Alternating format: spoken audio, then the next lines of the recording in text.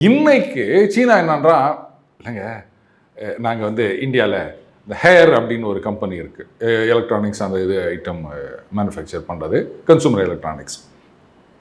ஒரு joint venture போட்டுக்கலாம், நீங்கள் 55% கூட எடுத்துக்கங்க, போர்ட் ஆஃப் டைரக்டரில் உங்கள் ஆளுங்களே நீங்கள் வச்சுக்கோங்க, நம்ம வந்து அப்படியே தொடர்ந்து இந்த நட்புறவை பேணி வளர்ப்போம் அப்படின்னு. ஏன்னா அடி, அப்பேற்பட்ட அடி. இன்னைக்கு வந்து பாகிஸ்தானுக்கு பார்த்தீங்களா சீனா வரும் அப்படின்னு சொல்கிறாங்களே.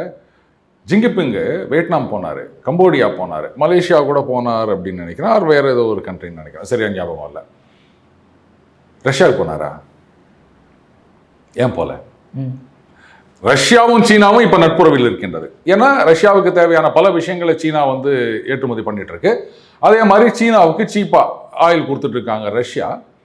ஒரு மேஜர் ட்ரேடிங் நடந்துட்டு இருக்கு ரெண்டு நாடுகளுக்கு நடுவில். ஏன் போல? போனா சீந்த மாட்டாங்க.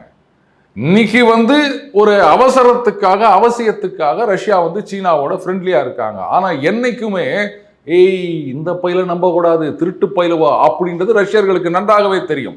எப்படி Cambodia, Vietnam, Thailand, Malaysia for that matter, இந்த நாடுகள்லாம் ஒன்னா சேர்ந்தா அப்படியே அமெரிக்காவை எதிர்த்து நின்றுருமா சீனா? வியட்நாமில் ஏற்கனவே சொல்லிட்டாங்க, ஐயா நாங்கள் 0 டாரிஃப் கொடுக்குறேன்ட்டாங்க. அவங்க வந்து கண்ட்ரி ஆஃப் ஆரிஜின் ஆரம்பிச்சிட்டாங்க. அதனால் இது வந்து அந்த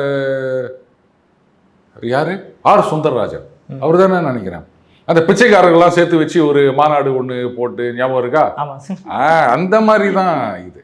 அதனால் சீனா வரும் அப்படின்னா சீனாவும் வராது, ஒன்றும் வராது. சீனாலேருந்து வைரஸ் ஒன்றா வரும்.